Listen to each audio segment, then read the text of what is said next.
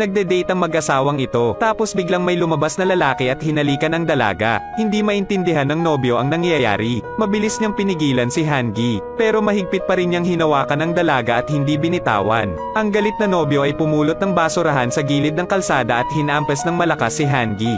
10 minuto ang nakalipas, kumain si Han-gi ng maruruming skewer habang naglalakad sa kalye.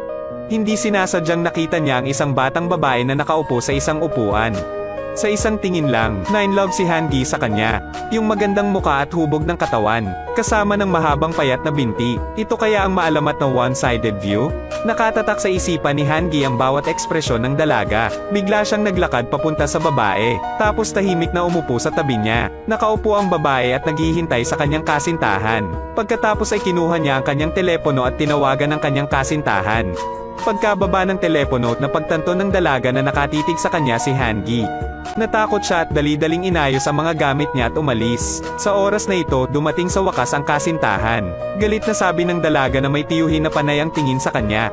Sinadya ni Han-gi na umalis. Ngunit ang pagtingin sa taong nasa puso mo ay nakikipagtalik sa ibang lalaki.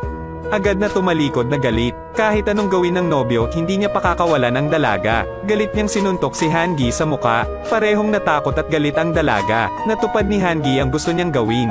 Balak niyang bumalik para maligo at matulog. Pinagalitan ng dalaga si Han-gi at pinilit itong humingi ng tawad sa kanya. Pinigilan siya ng kanyang nobyo, ngunit ayaw niyang makinig. Walang sorry no go. Hindi na masyadong pinansin ni Han-gi kaya tumalikod na siya at umalis. Maya-maya lang, may sumulpot din na kawal. Pinilit nilang humingi ng tawad si Han-gi sa dalaga bago umalis. Si Han-gi ay orihinal na isang gangster, kaya normal lang ang pakikipag-away sa kanya. Nagmadali siyang makipaglaban sa ilang kawal, ngunit ang kalaban ay mas marami, kaya sa huli ay nahuli muli si Han-gi. Pinilit ng sundalo si Han-gi na humingi ng tawad sa dalaga. Pero hindi pwede si Han-gi. Hindi siya makakapag-sorry sa buong buhay niya. Nawalan ng pasensya ang dalaga at pinagalitan siya. Saka tumalsik ng laway sa mukha niya. Makakatulong iyon sa kanya na maibsan ang kanyang galit. Tapos umalis na yung babae at yung boyfriend niya. Without knowing na dito nagsimula ang kanyang trahedya. Ngayon gusto lang ni Han-gi na mag-higanti. Kung wala siyang nakuha, sisirain niya ito. Araw-araw niyang sinusundan ang dalaga. Tingnan ng batang mag-asawa na binabayaran araw-araw. Kung hindi kumain pagkatapos ay bumili ng damit. Habang tumitingin si Han-gi, lalo siyang nagalit. Nakaisip ng paraan ng junior, ay upang lumikha ng isang bitag para sa batang babae upang tumalon sa. Ngayon habang nagbabasa ng libro ang dalaga, naghagis ng wallet ang junior ni Han-gi sa tabi niya. Nang malaman ito, nag-alinlangan ng matagal ang dalaga. Sa huli, pinili ko pa rin kunin ang wallet na iyon. Pumunta siya sa banyo at inilagay ang lahat ng pera sa kanyang bulsa.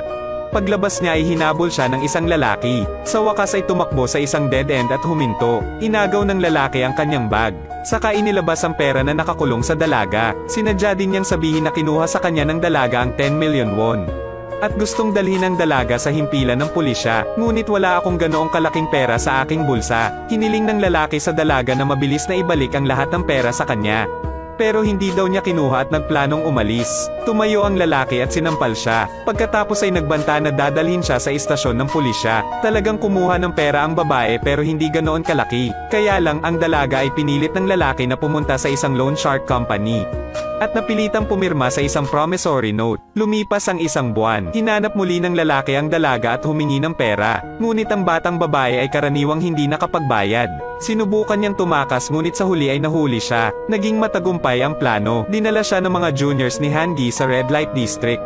Mula ngayon kailangan na niyang manatili rito para makapagtrabaho. Kara-rating lang at binubuli. Pagbuka pa lang ng dalaga ay sinampal siya ng kapatid. Dahil nandito ka, kailangan mong makinig sa lahat ng sasabihin niya.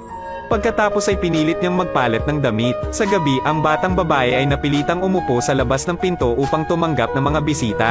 Ang kapitbahayan ay nagiging mataong, at si Han-gi ang may-ari ng mga tindahang ito. Maraming mga batang babae ang nawasak sa kanyang mga kamay. Malupit na tao si Han-gi, kapag hindi niya nakuha ang gusto niya ay sisirain niya ito.